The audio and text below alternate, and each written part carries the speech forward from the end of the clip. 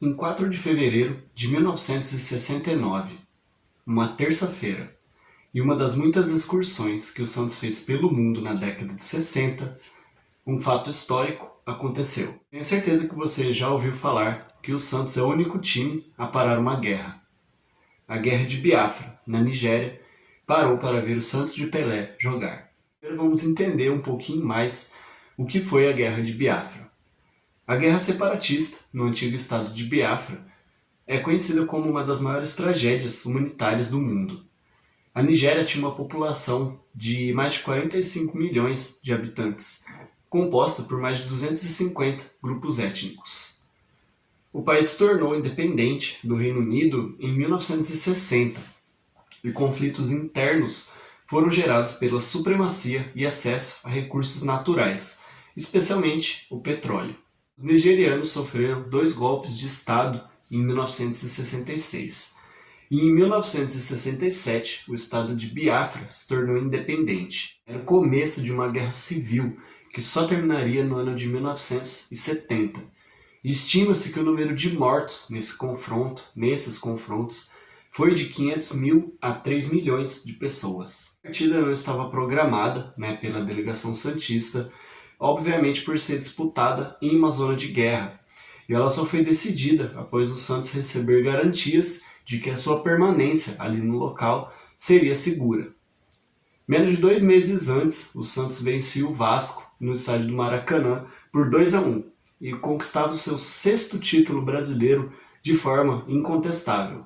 O time do Santos era tão bom que o técnico da seleção brasileira, João Saldanha, que tinha assumido a seleção brasileira recentemente, há pouco tempo, convocou nada menos do que 9 jogadores do Santos para o início da disputa das eliminatórias para a Copa de 70. A CBD, que era a Confederação Brasileira de Desportos, precursora da CBF, Confederação Brasileira de Futebol, já tinha decidido que o Santos e o Internacional, que eram os atuais campeão e vice do Campeonato Brasileiro do ano anterior, não iriam disputar a Libertadores no torneio continental. Isso porque tinha um conflito ali entre a CBD e a Confederação Sul-Americana, que hoje a gente conhece como Conmebol. Naquela época era até comum, ali na década de 60, quando o Santos deixou de disputar por algumas vezes a Libertadores e optou por fazer essas excursões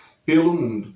Se não fosse por isso, o Santos não tivesse deixado de jogar algumas edições da Libertadores, muito provavelmente o Santos teria muito mais do que os 3 títulos que conquistou, em 62, 63, depois em 2011, com a geração de Neymar. Para vocês terem uma ideia, o Santos começou a disputar a Libertadores, estreou na Libertadores em 1962 e foi logo ganhando 2 títulos consecutivos, em 62 contra o Peñarol e em 1963 contra o Boca Juniors. Em 64 e 65, o Santos acabou sendo eliminado nas semifinais, em jogos duríssimos, jogos duríssimos e polêmicos, contra o Independiente da Argentina e o Peñarol do Uruguai. Jogos duros fisicamente, arbitragens suspeitas e a logística ruim e também a falta de retorno financeiro tornavam naquela época o torneio continental pouco atrativo para os times brasileiros. E na década de 60, o Santos abriu mão de jogar esse torneio por 3 vezes. Mas depois eu posso até fazer um vídeo falando somente dessas Libertadores que o Santos deixou de jogar. E muito por conta desses aspectos que eu falei, Os jogos eram muito duros, as arbitragens, assim, na época eram muito polêmicas ali no sentido de realmente beneficiar as equipes argentinas ou unicamente de prejudicar os times brasileiros, Então, por esse motivo, o Santos o Santos decidiu abandonar essa competição por 3 vezes ali na década de 60. Nessa época, como eu já até falei em outros vídeos, o Santos era um dos times mais populares do Brasil e do mundo. Então, para os dirigentes santistas, financeiramente falando, era muito mais vantajoso ganhar em dólares, jogando esses amistosos no exterior, do que jogar o torneio sul-americano, onde, além do pagamento ser feito no dinheiro local do país, a renda era toda do time mandante, ou seja, o Santos poderia jogar em La Bombonera, por exemplo, para 80 mil pessoas, que a renda seria toda do Boca Juniors, do time mandante. Ou de repente jogar contra algum time carioca no Rio de Janeiro, na época em que o Maracanã tinha capacidade ali para mais de 100 mil pessoas, e toda essa renda ser do time mandante. Então, se hoje a Libertadores é o torneio mais importante aí do continente, tanto ali desportivamente falando, como financeiramente, né, com ali altas quantias ali de premiação, nessa época era justamente o contrário, e esse torneio não era tão bem visto assim pelas equipes.